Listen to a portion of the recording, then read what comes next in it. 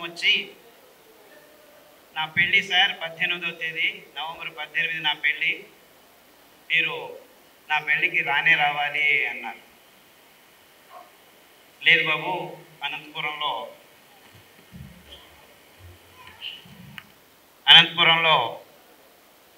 సభ ఉంది, దానికి వెళ్ళాలి అన్నారు. ఆ అబ్బాయి ఎవరంటే, అబ్బాయికి 21వ సంవత్సరం వయసు ఉన్నప్పుడు మ్యాండిబులార్ ఈ ఎముకకు క్యాన్సర్ వచ్చి నోటు విప్పలేక గొట్టం పెట్టి ఆహారం పోతూ ఉన్నప్పుడు ఇంకా కీమోథెరపీ రేడియోథెరపీ అయిన తర్వాత ఇంకేమీ వీలు కాదు అని చెప్పి వాళ్ళ నాన్న అమ్మ 21 వయసు 21 ఇయర్స్ ఓల్డ్ బాయ్ మా క్లినిక్ తీసుకొస్తే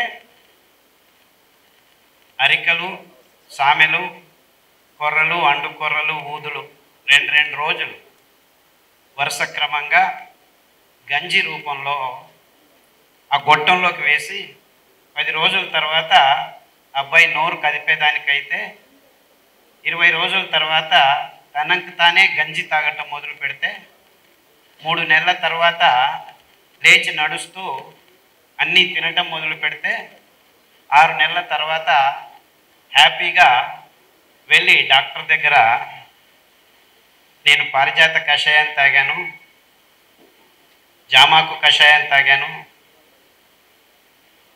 రావి ఆకు కషాయం తాగాను, సాదాపాకు కషాయం తాగాను, నా ఎముక క్యాన్సర్ బాగైంది, ఇప్పుడు మాట్లాడగలుగుతున్నాను, తినగలుగుతున్నాను, హ్యాపీగా ఉన్నాను అని చెప్తే, హే ఇదంతా బూటకం, నాటకం, ఇంకా 2 నెలల్లో నీకు మళ్ళా రోగం వస్తుంది, చూస్తూ ఉండు అని చెప్పాడు.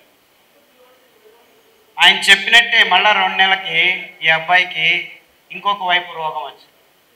ఆ 2 నెలల్లో అబ్బాయి ఏం చేశాడు, సాఫ్ట్వేర్ ఇంజనీరు, మళ్ళా వెళ్ళి మళ్ళా పిజ్జాలు, బర్గర్లు, కేఎఫ్సీలు తినడం మొదలు పెడితే మళ్ళా 2 నెలలకి మళ్ళా రోగం వచ్చింది. ఆ డాక్టర్ చెప్పింది సరిగ్గా ఉంది.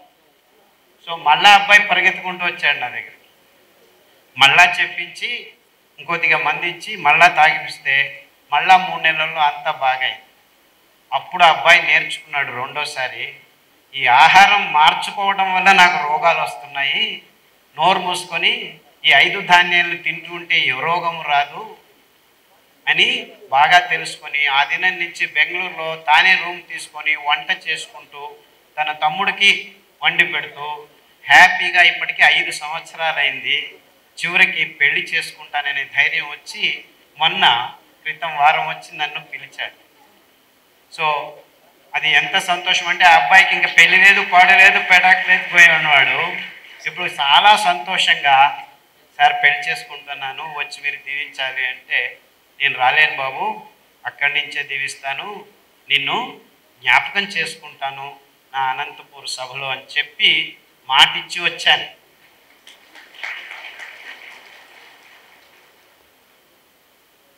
ఇది సింపుల్గా స్టోరీ. ఇలా 100 కేసులు ఉన్నాయి నా దగ్గర.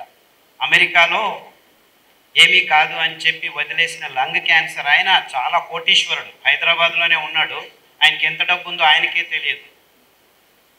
ఇంకా కాదు పని కాదు, 6 స్టెప్పులు కూడా వేయలేను అనే ఆయన 6 నెలల్లో ఇప్పుడు 6 కిలోమీటర్లు రోజు అలా చాకచక్యంతో అలా నడుస్తూ హ్యాపీగా ఉన్నాడు. ప్రతి వారం ఫోన్ చేస్తాడు, సార్ మీకు ఒక నమస్కారం, ఇప్పటికి 6 సంవత్సరాలు అవుతుంది. చిన్న పాప 16 ఏళ్ల పాప, బ్లడ్ క్యాన్సర్ పాప, కాకినాడ నుంచి నా ఇంటికి వచ్చేసింది. రోజు రక్తం ఎక్కిస్తూ ఉన్న అమ్మాయి ఇంట్లో మంచంలో కాకినాడ నుంచి మైసూరుకు వచ్చి, సార్ నేను ఇప్పుడు హ్యాపీగా ఉన్నాను, స్కూల్కి వెళ్తున్నాను మళ్ళా అని చెప్పి నమస్కారం చేసిపోయి. ఇలా 100 కేసులు. ఇప్పుడు నా దగ్గరికి ఎవరూ రావట్లేదు. మేము ఆ పుస్తకంలో పట్టీలు చేసి 14 రకాల క్యాన్సర్లకి ఏ కషాయం తాగాలి, ఏ సిరిధాన్యాలు ఎన్ని రోజులు తినాలి, ముందేం తినాలి, వెనకేం తినాలి అని క్లుప్తంగా కాదు వివరంగా అన్ని విషయాలను వివరించాము. దానికి సాక్షి రాంబాబు అని ఆ పేపర్లో, ఆయన సాగుబడి పేపర్లో మొదటిగా తెలుగు రాష్ట్రాలకి ఈ విషయాల్ని పరిచయం చేశాడు.